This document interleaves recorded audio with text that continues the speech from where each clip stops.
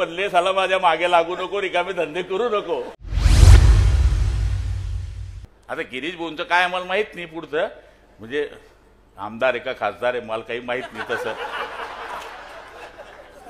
म्हणजे अमित शहा बोललेत म्हणे, गिरीश भाई बोले आप दिल्ली चलो, आपका जैसा देखना आदमी हमको वहां लगता है. ये पुढे गेले म्हणजे आमची लाईन बरी होते ना. विरोधाचा भाग सोडा, मी काल परवापासून त्यांना रोज चिडवतोय, फोन केला का काय खासदार साहेब कसं चाललंय, तू म्हणले साला माझ्या मागे लागू नको, रिकामे धंदे करू नको. मला कोणी विचारलं नाही लोकसभेबद्दल, अजिबात नाही. तुम्हाला सांगितलं का? मला तर काही सांगितलेलं नाही. पक्षाने जबाबदारी दिली तर तुम्ही स्वीकाराल का लोकसभेत?